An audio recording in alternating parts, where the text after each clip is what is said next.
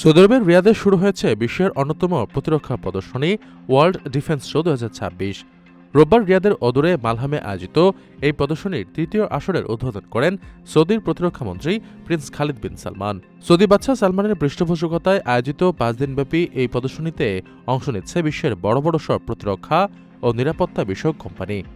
উদ্বোধনী অনুষ্ঠানে সৌদি বিমান বাহিনীর চৌকস দল আকাশপথে বর্ণিল কসরত প্রদর্শন করে দর্শকদের মুগ্ধ করে। প্রদর্শনীর আয়োজক ডিএমআই জানিয়েছে, তাদের মূল লক্ষ্য হল ভিশন 2030 অনুযায়ী 2030 সালের মধ্যে সামরিক ব্যয়ের 50%-এরও বেশি অর্থ যেন দেশের ভেতরেই খরচ হয় সেই ব্যবস্থা করা।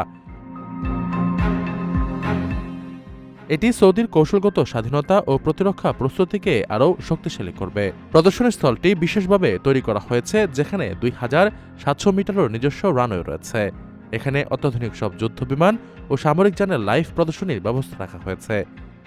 আয়োজকরা বলছেন, সরকারি সংস্থা এবং আন্তর্জাতিক কোম্পানিগুলোর মধ্যে মেলবন্ধন ঘটাতে এই শো একটি বড় প্ল্যাটফর্ম হিসেবে কাজ করবে। এখানে নতুন উদ্ভাবন ও প্রযুক্তির সমাহার ঘটিয়ে সৌদি আরব প্রতিরক্ষা খাতে নিজেদের অবস্থান আরও সুদৃঢ় করতে চাইছে।